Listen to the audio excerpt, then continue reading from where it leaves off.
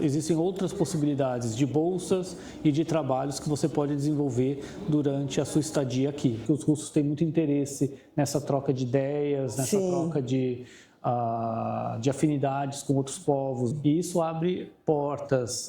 E quando eu falo portas no sentido mais sentimental, abre corações também.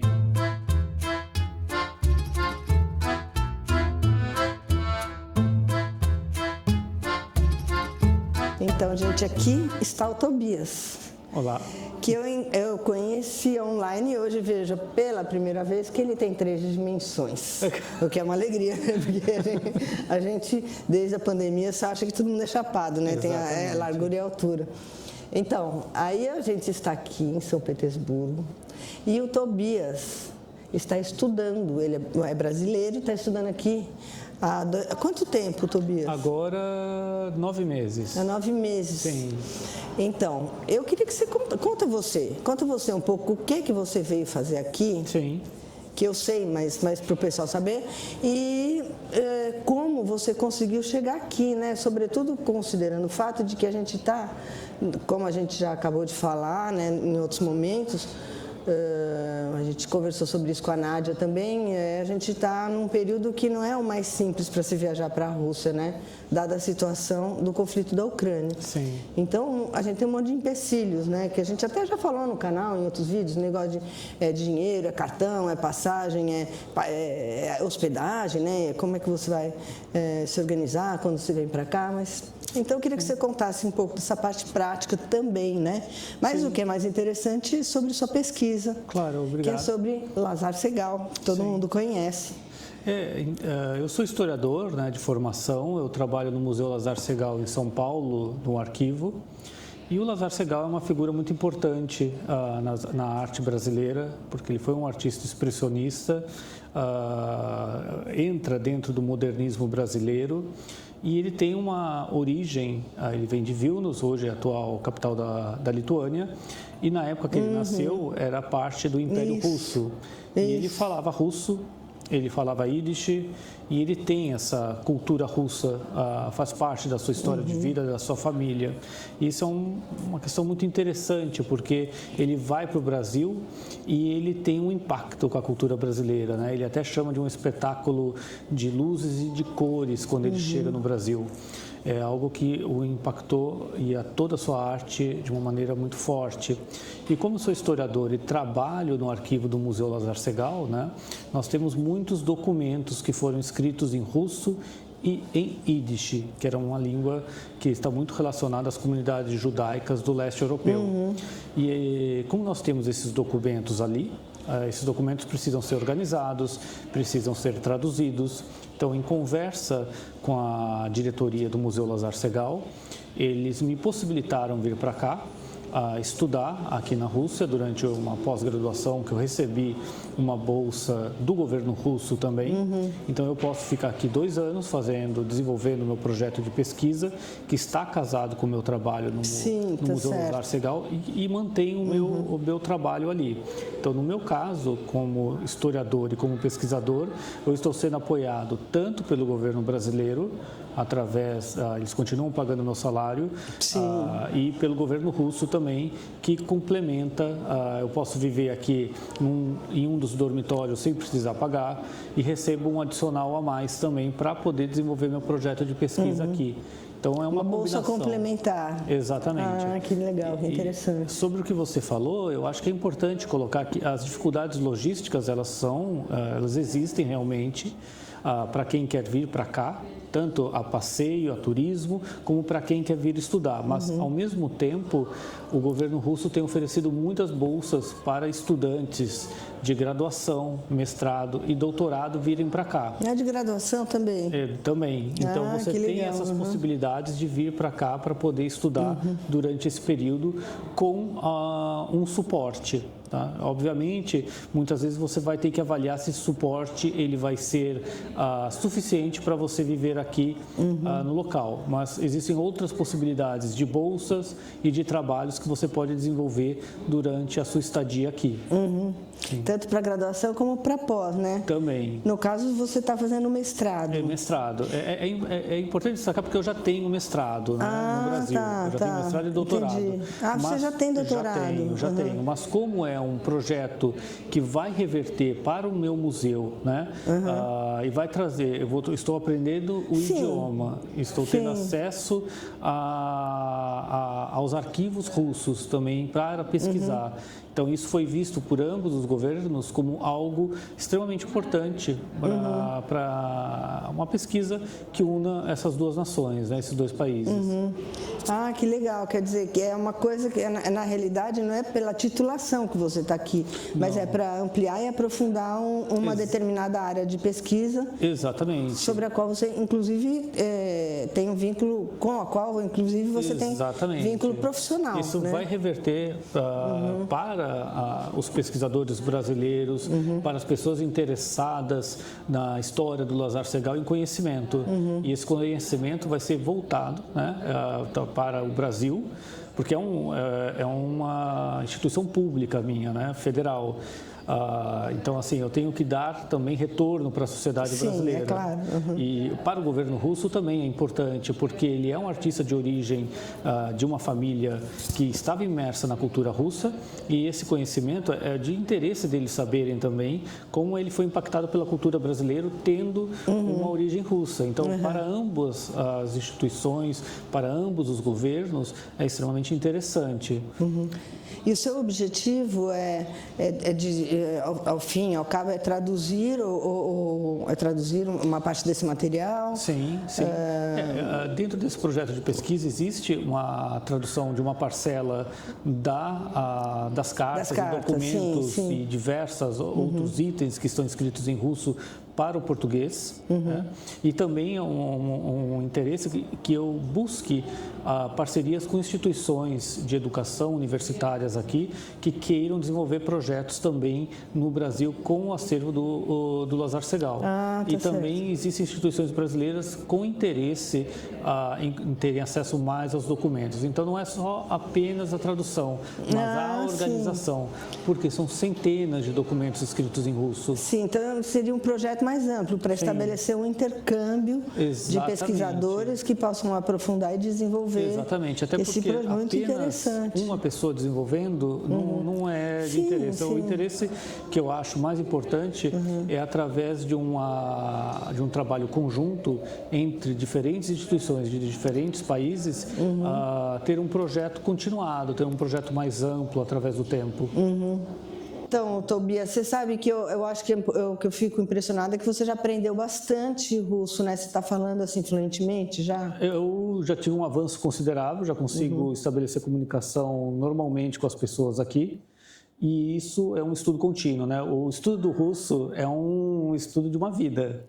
Ele tem a sua complexidade, tem as suas questões relacionadas à memorização, à declinação, é uma língua distante da nossa, e ela requer a língua russa, né, um cuidado especial todo diário, né, para que você vá lapidando, vá melhorando. E é nesse ponto que eu acho que é importante colocar, para aqueles que estão vindo para cá para estudar e para viver aqui, o conhecimento do idioma ele é muito importante. Por quê? Porque ele não vai só te colocar em contato com os seus professores, com os seus colegas de curso, mas com as pessoas da rua, com as pessoas em todos os cantos da cidade. Claro. E isso abre portas. E quando eu falo portas no sentido mais sentimental, abre corações também. As pessoas, na hora que elas veem que você está se esforçando para falar uma língua que é muito distante da tua, e elas veem que você está ali usando todo o teu esforço, elas tendem a ser muito mais receptivas. E isso não estou falando apenas de uma cidade grande como São Petersburgo ou Moscou, que são cidades internacionais, né? Elas têm muitas pessoas de fora. Mas quando você vai para o interior russo e toma contato com as populações locais ali, é a hora que elas te abrem mais ainda a porta, até porque elas gostam do Brasil, né? elas têm uma curiosidade pelo brasileiro. Isso eu queria te perguntar mesmo, como fazer uma pergunta um pouco inversa daquela que eu fiz para a Nádia, que você, quer dizer, inversa não, né, porque isso é a mesma pergunta, mas do ponto de vista invertido. Sim. O que você acha que os russos acham dos brasileiros? Então, é uma pergunta interessante, como já foi até colocada na entrevista com a Nádia. Imaginar, além de que eles geralmente acham que falam espanhol, né, os brasileiros. Não, geralmente o impacto da cultura brasileira aqui teve uma certa influência, tanto através de novelas, né, como Escravizaura, ou mais recentemente o Clone, você tem um impacto literário também. O Jorge Amado, por exemplo, é um autor conhecido aqui, principalmente de pessoas nascidas durante o período soviético, foi traduzido aqui. Jura? Outros autores, que você pegar, por exemplo, Moacir Scliar, no Brasil, que é um autor de origem russa, né? De famílias de origem russa do Rio Grande do Sul. E ele escreveu até um livro chamado Centauro no Jardim, que é exatamente um assunto que trata a imigração de populações russas que chegam ali e num determinado dia nasce um centauro numa família que era metade homem, metade cavalo.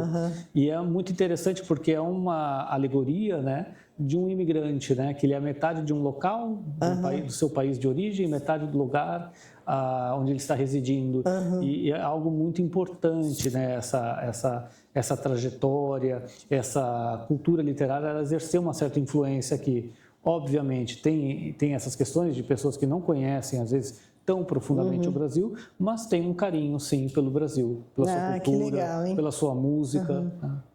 E assim, com relação às questões práticas, você demorou muito para se adaptar? Por exemplo, cotidiano mesmo, aprender onde é que tem as coisas, se estabelecer num lugar para morar? É outra cultura, né? Você tem que saber isso, por mais que tenha algumas proximidades e interesse em conhecê-los, né? Nos conhecer, é outra cultura. Então, inicialmente, a minha própria faculdade, ela sabe disso, de que é difícil uma pessoa que está saindo de um outro local se adaptar aqui inicialmente. A minha faculdade, que é a Escola de Altos Estudos Econômicos, sediada aqui em São Petersburgo, ela oferece uma pessoa nos primeiros 2 meses que nos acompanham e nos prestam auxílio para resolver questões burocráticas, para resolver questões do dia a dia, nos localizar na cidade, aprender como se locomover no metrô. Se precisar ir ao dentista, por exemplo. Exatamente, como organizar as questões burocráticas de plano de saúde, seguro-saúde e outras questões. Eu acho que isso é extremamente importante porque não é algo apenas de entender o cirílico ou de entender o idioma russo. Claro que mas também como é que se dá a dinâmica burocrática aqui russa, né? Então, isso é algo que é importante, a minha faculdade oferece. Então, acho que isso... Puxa, que legal, né? Se eu fosse colocar, inicialmente, para todo estrangeiro que vem para cá, tem um período de adaptação, que, claro que tem o idioma, mas é um período de adaptação à cultura local, à burocracia russa e à locomoção na cidade, que é muito boa, por sinal, né? Aqui é bom, né, o transporte. A única questão é se adaptar a você ter os aplicativos para poder o aplicativo que ajuda a você se locomover no metrô, o aplicativo que te ajuda a se locomover na cidade. Ao mesmo tempo, é algo também eu acho que é importante colocar. Eu já vim estudando russo antes de vir para cá, né? Eu vim estudando russo durante um tempo com uma professora daqui da Rússia. Quanto tempo você estudou antes de vir? 2 anos antes de vir para cá. E também com o Valeva Rosa, que é um instituto lá do Brasil, que também oferece curso de idioma russo. E eles mesmos já foram me preparando e me ajudando na vinda prévia para cá, porque eles oferecem uma espécie de consultoria, que é não só o idioma russo, como também todo o preparativo quando você chegar no aeroporto, por exemplo. Coisas mínimas do tipo como adquirir um SIM card. Logo que você já chega no aeroporto, já é bom já adquirir um SIM card para colocar os aplicativos para ter o Uber daqui, que é o Yandex, né? Que você já chega, já pode chamar um Yandex, né? Depois Uber você chama o Yandex escreve para você lá. Olha, eu estou na segunda esquina, perto da lojinha de doce da Dona Maria, e você vai entender tudo. Então, por isso que é bom já saber um pouco de russo antes de vir para cá, porque já vai facilitar. Não, um pouco não, bastante, né? Porque 2 anos também não é tão pouco assim, quer dizer, eu acho que é pouco para russo, né? Mas Sim, o russo ele tem o seu passo próprio, ele não anda na velocidade de outros idiomas. Não anda. Não é vamos colocar assim, o russo ele não começa nem, tem os níveis geralmente, né? A1, B1, A2. E vai indo até o C, né? O russo, só para ter uma ideia, ele antes do A1 ele tem um nível A0. Que é o que é para você se acostumar ao cirílico, aprender a escrita, né? Então, pré-primário, né? Você está no jardim da infância da língua, do idioma. Exatamente, cara. Que é os primeiros meses para você aprender a escrita, o alfabeto, que é escrita de mão, e tem escrita cursiva também. Essa cursiva eu vou pular, entendeu? Essa daí eu já desisti. Não, ninguém merece, é triste. O que é interessante é que assim, no dia a dia mesmo, quando na faculdade, é a escrita cursiva. Não é escrita de mão. Então você tem que escrever daquele jeito? Você tem que escrever daquele jeito. Então, existe até um exercício de humildade que a gente tem que fazer quando está aqui, de comprar um caderninho de caligrafia. De caligrafia, eu tenho. E aí vai treinando. Eu tenho, Hoje, por exemplo, eu já consigo escrever cursiva, mas foi um esforço. Mas é bonita a letra, né? Eu acho, é muito bonita. É muito bonita. Tem razão. Então, agora me diz uma coisa, qual a melhor comida que você já provou na Rússia? Isso é um assunto muito importante. Olha, eu adoro... A comida é boa, né? A comida é muito boa. Eu me adaptei muito fácil à alimentação daqui. Eu já como de tudo. Então, assim, desde um borscht, que é algo que já as pessoas estão acostumadas, às vezes até no Brasil já ouviram falar, mas aqui é o borscht, assim, original.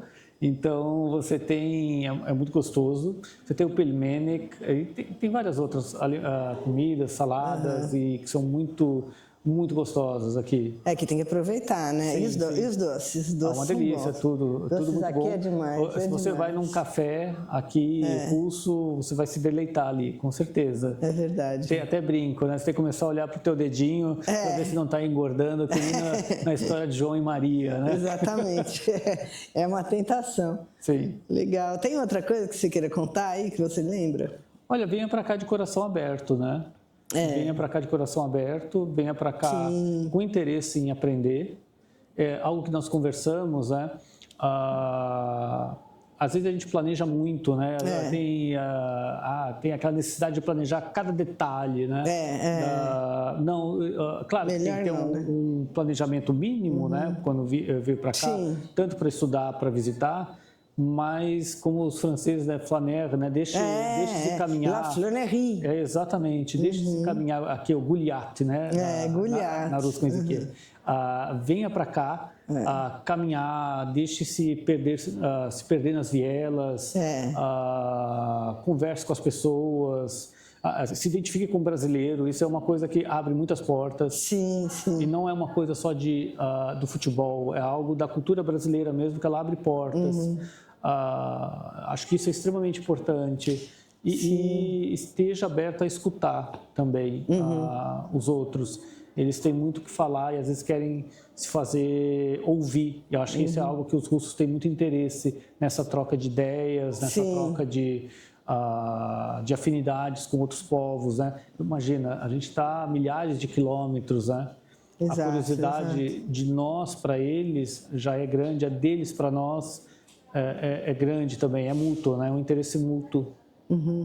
Sim, é muito importante que você falou da língua, de a pessoa saber um pouquinho, Ninguém vai saber totalmente russo se vier passear aqui, mas vão saber um pouquinho, porque não é só porque a maioria das pessoas não fala inglês, graças a Deus, porque realmente ninguém é obrigado a falar inglês, mas é porque a gente não tiver uma noção do idioma, a gente não capta a alma das pessoas, Sim. que é como elas se expressam, né? Como elas existem enquanto um ser humano. Exato. Que domina uma forma de comunicação distinta de qualquer outro animal. Isso não é por acaso, Sim. né? É uma forma de expressão também, né? Algo que é importante, comparando as duas nações, Brasil e Rússia, né? O Brasil é uma nação musical. Assim, nós temos as nossas músicas, a variedade dela é impressionante. Os nossos compositores são assim impressionantes. As letras das nossas músicas, elas encantam. É uma nação musical. A Rússia é uma nação literária. Uhum. Obviamente ela tem músicas, compositores excelentes, mas ela é uma nação literária. O que significa isso? Coisas do dia a dia, por exemplo, expressões que eles usam muitas vezes, são expressões tiradas de livros, de obras russas, e eles citam, assim como nós citamos, às vezes, trechos de músicas nossas no dia a dia. Que legal, é isso mesmo. Levanta, sacode a poeira, né? A gente usa muito essa expressão, mas eles usam também expressões, e essa nossa foi tirada de música, né? A deles, eles tiram expressões, às vezes, do dia a dia, tiradas de obras literárias. Que legal. Então, assim, existem diferenças entre os países e dos filmes. Sim, e dos filmes soviéticos.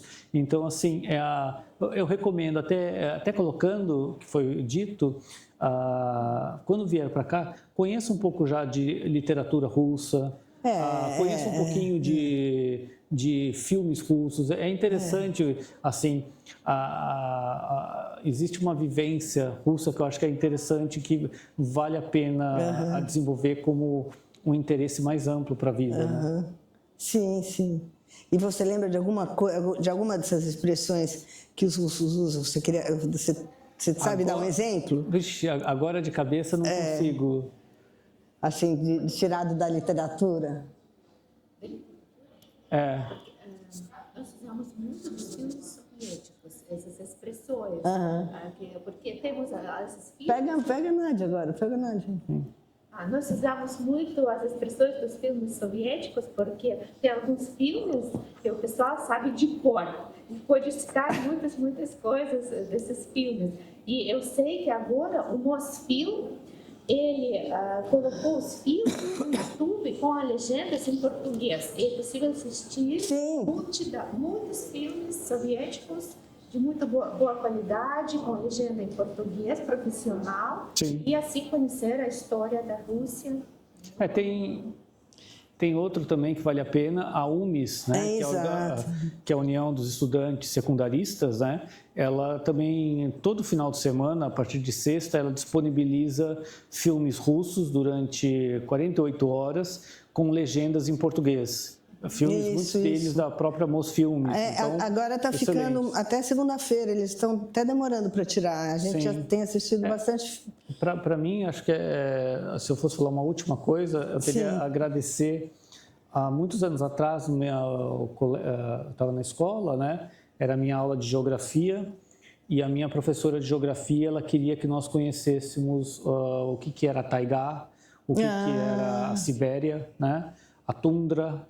E aí ela falou para nós um dia, eu vou passar um filme para vocês conhecerem um pouco e passou o Der Souza, que é um filme do Akira Kurosawa, que é um cineasta de origem japonesa, mas é um filme com a maior parte dos atores de origem russa, né? E baseada numa história verdadeira, e é um dos filmes que ganhou o Oscar, né? De filme internacional. Então, com uma música lindíssima. É maravilhoso, o filme é maravilhoso. Eu recomendo que assistam. E eu quero dizer que eu só assisti esse filme pela primeira vez pela recomendação do Tobias. Então, благодарю, Tobias. Благодарю.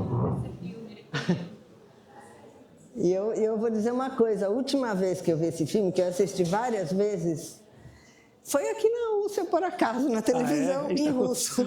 Não entendi muita coisa, mas não tem problema, porque primeiro que o diálogo não é o mais importante, né? E segundo que eu já vi várias vezes. É até interessante, porque o que faz o papel do indígena nacional ali, né?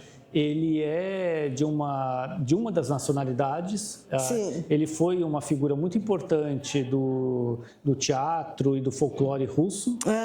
E é interessante porque quando ele fala russo, muitas vezes,